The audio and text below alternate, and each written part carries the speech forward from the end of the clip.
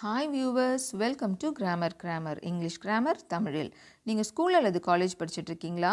அல்லது டிகிரி முடிச்சுட்டு TNPSC group 1, 2, 3, 4 TET, TRB, bank exam இது மாதிரி காம்படிட்டிவ் எக்ஸாமுக்கு ப்ரிப்பேர் பண்ணுறீங்களா? இல்லை ஸ்கூல்லையே எனக்கு இங்கிலீஷ் கிராமரும் வராது, இங்கிலீஷ் பேசவும் தெரியாது, இனிமேல் தான் நான் பேசிக்லேருந்து இங்கிலீஷை கற்றுக்கணும் அப்படின்னு நினைக்கிறீங்களா? இந்த 3 கேட்டகரியில் நீங்கள் எங்கே இருந்தாலும் இந்த வீடியோ உங்களுக்கு தான். இங்கிலீஷ் கிராமரை கற்றுக்கோங்க, எக்ஸாமில் கலக்குங்க, இங்கிலீஷில் பேசுங்க, கான்ஃபிடென்ஸை உயர்த்துங்க. ஒவ்வொரு நாள் கிளாஸ்க்கு போகிறதுக்கு முன்னாடியும் நம்ம ஏதாவது ஒரு பாசிட்டிவ் கோட்டை பார்த்துட்டு தான் கிளாஸ்க்குள்ளே போகிறோம் இல்லைங்களா? அந்த வகையில் இன்றைக்கி நம்ம பார்க்க போகிற quote, you can never quit, winners never quit and quitters never win. Ted Turner. அதாவது நம்ம எப்போவுமே என்ன பண்ணக்கூடாது, ஒரு வேலையை பாதியிலேயே விட்டுவிடக்கூடாது. ஜெயிக்கிறவங்க எப்போவுமே பாதியில் விட்டுற மாட்டாங்க. அதே மாதிரி யாரெல்லாம் ஒரு செயலை ஆரம்பித்து அதை பாதியிலே விட்டுட்டு போயிடுறாங்களோ அவங்க எப்போவுமே ஜெயிக்க முடியாது அப்படின்னு சொல்கிறது தான் இந்த கோட்டோடைய மீனிங். நம்மளும் நம்ம ஒரு கோல் வச்சுருப்போம் இல்லைங்களா, அதை ரீச் பண்ணணும் அப்படின்னு சொல்லிட்டு. அந்த கோலை நம்ம ரீச் பண்ணணும்னு நம்ம முயற்சி செய்யும்பொழுது அதை பல தடைகள் வரும். அந்த தடைகள் எல்லாம் நம்ம பார்த்துட்டு நம்ம அதை பாதியிலேயே விட்டுடுறோம் அப்படின்னு வைங்களேன். குவிட் அப்படின்னாக்கா அதை பாதியை விட்டுட்டு போயிடுறது.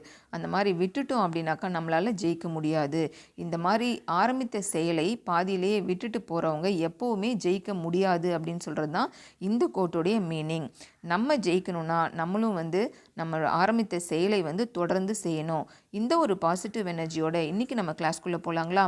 இன்றைக்கி நம்ம பார்க்க போகிற இடியம், stir up a hornet's nest. Stir up a hornet's nest. Stir up a hornet's nest. இந்த இடியமுடைய மீனிங் என்ன? இந்த ஸ்லைடை பாருங்கள். மீனிங், டு கிரியேட் ட்ரபிள், அதாவது பிரச்சனையை உருவாக்குதல். To cause a confusion and chaos, அதாவது குழப்பத்தை உருவாக்குதல். அடுத்தது, to cause a strong violent disturbance, அதாவது ஒரு மிக கொடுமையான வன்முறையான தொந்தரவை உருவாக்குதல். A commotion which ends in anger, அதாவது பரபரப்பு மற்றும் சத்தம், கோபத்தில் முடிவடைதல். சண்டை போடுவாங்க இல்லைங்களா, ரொம்ப வாக்குவாதம் பண்ணி அது கடைசியாக இதில் முடிஞ்சிடும், கோபத்தில் சண்டையில் முடிஞ்சிடும். இந்த மாதிரியெல்லாம் செய்கிறதுக்கு பேர் தான் stir up a hornet's nest. இந்த ஸ்லைடு பாருங்கள். If you stir up a hornet's nest, you do something that makes a lot of people very upset. அதாவது நம்ம இந்த மாதிரி செய்கிறோம் அப்படின்னாக்கா என்ன பண்ணுவோம்னாக்கா, மற்ற ஜனங்களை நிறைய பேரை நம்ம அப்செட் ஆக்கிடுவோம். நம்மளுடைய செயல்னால் அவங்கள நம்ம கோவப்படுத்துவோம். அடுத்தது பிரச்சனையை உண்டாக்குவோம், குழப்பத்தை உண்டாக்குவோம், வன்முறை ஏற்படுற அளவுக்கு ரொம்ப அப்யூஸ் பண்ணுவோம். அடுத்தது சண்டை உருவாக்குற அளவுக்கு ஒரு கோவத்தில் முடிகிற அளவுக்கு நம்ம பிரச்சனையை உருவாக்குவோம். இது மாதிரியெல்லாம் நம்ம செய்தோம்னாக்கா நம்ம யூஸ் பண்ண வேண்டிய idiom stir up a hornet's nest. இந்த ஸ்லைடு பாருங்கள். To make a trouble, to provoke, to make someone angry, to cause a problem. அதாவது ட்ரபிள், பிரச்சனையை உருவாக்குறது, கோவத்தை உருவாக்குறது, ப்ராப்ளம் க்ரியேட் பண்ணுறது, ஒரு பிரச்சனையை தூண்டுவது, கோவத்தை தூண்டுவது, இதுக்கு எல்லாமே நம்ம யூஸ் பண்ண வேண்டிய idiom stir up a hornet's nest. இந்த ஸ்லைடு பாருங்கள். To stir up a hornet's nest means to create an unpleasant situation. இந்த இடியம்க்கு என்ன மீனிங் அப்படின்னு பார்த்தோம்னாக்கா, நம்ம ஒரு விரும்பத்தகாத ஒரு சூழ்நிலையை நம்ம உருவாக்குவோம். The term hornet's nest is also used by itself to mean a dangerous, unpleasant or complicated situation fraught with difficulties. அதாவது இந்த ஃப்ரேஸை நம்ம எதுக்கெல்லாம் யூஸ் பண்ணுறோம் அப்படின்னு பார்த்தோன்னா, எதை குறிப்பதற்காக நம்ம யூஸ் பண்ணுறோன்னு பார்த்தோன்னாக்கா, டேஞ்சரஸ், அதாவது ஆபத்தான சூழ்நிலை, அன்பிளசன்ட், விரும்பத்தகாத சூழ்நிலை, காம்ப்ளிகேட்டட், சிக்கலான சூழ்நிலை, இதையெல்லாம் நம்ம ஏற்படுத்துவோம் இல்லைங்களா, இதையெல்லாம் நம்ம உருவாக்குவோம் இல்லையா, அப்போ நம்ம யூஸ் பண்ண வேண்டிய இடியம் தான் stir up a hornet's nest. இந்த ஸ்லைடு பாருங்கள். Hornets is an insect that is easily agitated and may sting with little provocation. அதாவது ஹார்னெட் அப்படின்றது ஒரு பூச்சி. இந்த பூச்சி என்ன பண்ணுன்னா, நம்ம அதை ஏதாவது கொஞ்சம் டிஸ்டர்ப் பண்ணோனாலே அதுக்கு பயங்கரமாக கோபம் அது என்ன பண்ணும், ஆத்திரம் ஆகிடும். அது மாதிரி கோவம் வந்துருச்சு அப்படின்னாக்கா அது என்ன பண்ணுன்னு பார்த்தோன்னாக்கா the hornet's sting is painful. Sting அப்படின்னா கொட்டுதல். அந்த கோவம் வந்துட்ட உடனே அந்த ஹார்னட் அப்படின்ற பூச்சி என்ன பண்ணணும்னு பார்த்தோன்னா நம்மளை வந்து கொட்டிடும். அந்த மாதிரி கொட்டுறது அப்படின்றது ஸ்ட்ரிங் அப்படின்னு சொல்லுவாங்க. இந்த ஸ்ட்ரிங் அப்படின்றதுக்கு தான் தமிழில் வந்து கொட்டுதல் அப்படின்னு சொல்லுவாங்க. அந்த மாதிரி கொட்டிடுச்சுனாக்கா நம்மளுக்கு வந்து பயங்கரமாக வலிக்கும். அது இப்போ வந்து தேன் இருக்கு இல்லைங்களா, தேனி இருக்குல்ல, அது கொட்டுச்சுன்னா நம்மளுக்கு எப்படி வலிக்கும், அது மாதிரி தான். If one stirs a hornet's nest, the insects will pour out to defend their home and sting the perpetrator அன்மர்சிஃபுல்லி. அதாவது இந்த ஹார்னட் அப்படின்ற பூச்சை வந்து நம்ம டிஸ்டர்ப் பண்ணோம் அப்படின்னாக்கா அது வந்து அது தன்னை காப்பாற்றிக்கிறதுக்காக என்ன பண்ணும், அதிக அளவு ஒன்று திரண்டு வந்து நம்மளை வந்து கொட்டும். யார் வந்து அதை டிஸ்டர்ப் பண்ணுறாங்களோ அதை, அதாவது ஒரு மர்சிலெஸ்லி அப்படின்னாக்கா என்ன அர்த்தம், இரக்கம் இல்லாமல் அந்த அளவுக்கு வந்து என்ன பண்ணும், அது நம்மளை கொட்டும். அப்போ ஸ்டிர்ஸ் அப்படின்னா அசைத்தல் அப்படின்னு பேர். அதை போய் நம்ம டிஸ்டர்ப் பண்ணுறோம் இல்லைங்களா, அதுதான். பெர்பெட்ரேட்டர் அப்படின்னாக்கா குற்றவாளி. யார் வந்து அதை டிஸ்டர்ப் பண்ணுறாங்களோ அவங்க தான். Hornets are a type of large wasp and may sting repeatedly. இது வந்து தொடர்ந்து கொட்டிக்கிட்டே இருக்கும் இந்த பூச்சி. இப்போ உங்களுக்கு வந்து stir up a hornet's next அப்படின்ற இடியம்க்கு மீனிங் என்ன நீங்கள் புரிஞ்சிட்ருப்பீங்க. எப்படி சென்டென்ஸில் யூஸ் பண்ணலான்னு பார்க்கலாங்களா. இந்த ஸ்லைடு பாருங்கள்.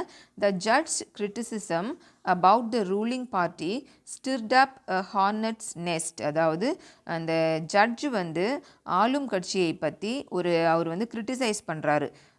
ஆளும் கட்சியினுடைய செயல்பாடுகளை பற்றி ஒரு ஜட்ஜ் வந்து விமர்சிக்கிறார். அந்த மாதிரி அவர் விமர்சித்ததுனால அந்த கட்சியை சேர்ந்த தொண்டர்கள் என்ன பண்ணுறாங்க, ரொம்ப வந்து கோபம் அடைகிறார்கள், ரொம்ப ஆத்திரம் அடைந்து வன்முறையில் ஈடுபடுறாங்க. அப்போ இந்த ஜட்ஜோடைய கிரிட்டிசிசம் வந்து எதை தூண்டுச்சு, ஒரு கோபத்தையும் ஆத்திரத்தையும் தொண்டர்களிடையே தூண்டிவிட்டது அப்படின்னு சொல்கிறது தான் இந்த சென்டென்ஸுடைய மீனிங்.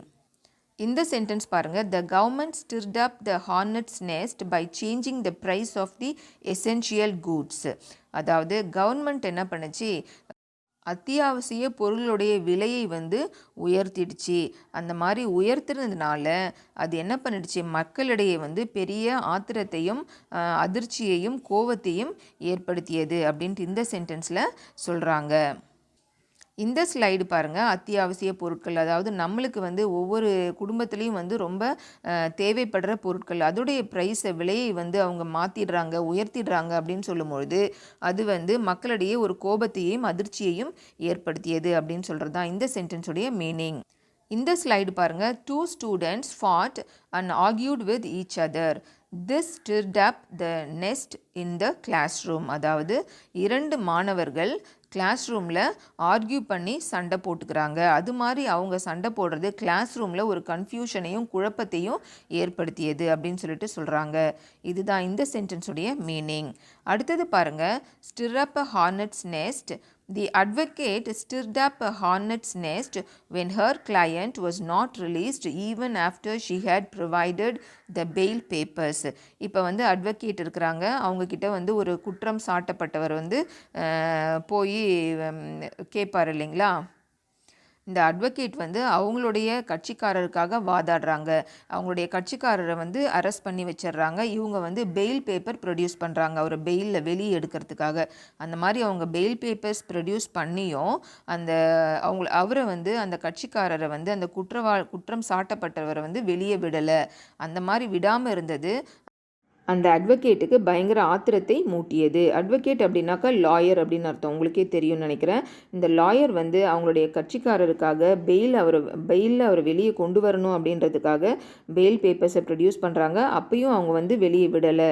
அதனால் இவங்க வந்து ரொம்ப கோபம் அடைகிறாங்க, ஆத்திரம் அடைகிறாங்க. இதுதான் இந்த சென்டென்ஸுடைய மீனிங். கடைசி சென்டென்ஸ் பாருங்கள். The police arrested farmer chief minister for corruption. This stirred up the hornet's nest of the state. அதாவது முன்னாள் முதலமைச்சரை வந்து அவர் வந்து ரொம்ப ஊழல் பண்ணிட்டாரு அப்படின்றதுக்காக போலீஸ் வந்து அரெஸ்ட் பண்ணிடுறாங்க. அந்த மாதிரி அரெஸ்ட் பண்ணதுனால அவருடைய கட்சி தொண்டர்கள்லாம் என்ன பண்ணிடுறாங்க, அந்த ஸ்டேட்டில் வந்து அந்த மாநிலத்தில் இருக்கக்கூடிய கட்சி தொண்டர்கள் அனைவரும் பொங்கி எழறாங்க, ரொம்ப கோபம் அடைகிறாங்க, ஆத்திரம் அடைகிறாங்க. இது வந்து வன்முறையை தூண்டுகிறது. அதுதான் இந்த சென்டென்ஸுடைய மீனிங். இப்போது உங்களுக்கு வந்து stir up a hornet's next அப்படின்ற இடியம்க்கு மீனிங் என்னன்னு தெரிஞ்சிட்ருப்பீங்க. அதை எப்படி சென்டென்ஸில் யூஸ் பண்ணுறதுன்னு புரிஞ்சிட்ருப்பீங்க. என்ன வியூவர்ஸ், இந்த வீடியோ உங்களுக்கு பிடிச்சிருந்துச்சா? இந்த வீடியோ உங்களுக்கு பிடிச்சிருந்துச்சுனாக்கா லைக் பண்ணுங்கள், நம்ம சேனலை உங்கள் ஃப்ரெண்ட்ஸ்க்கு ஷேர் பண்ணுங்கள். இந்த வீடியோ இன்ஃபர்மேட்டிவாக இருந்துச்சு நீங்கள் நினச்சிங்கனாக்கா நம்ம சேனலை சப்ஸ்கிரைப் பண்ணுங்கள். அப்படியே பக்கத்தில் இருக்க பெல் ஐக்கானை ப்ரெஸ் பண்ணுங்கள். அப்போ தான் நாங்கள் போடுற வீடியோஸ் டெய்லி நோட்டிஃபிகேஷனில் உங்களுக்கு வந்து சேரும். மறந்துடாதீங்க viewers, practice makes a man perfect. இங்கிலீஷில் நம்ம பேசணுன்னாக்கா ஒவ்வொரு நாளும் நம்ம ப்ராக்டிஸ் பண்ணணும். ப்ராக்டிஸ் பண்ணுங்கள், இங்கிலீஷில் பேசுங்க, கான்ஃபிடென்ஸை உயர்த்துங்க. Thank you viewers.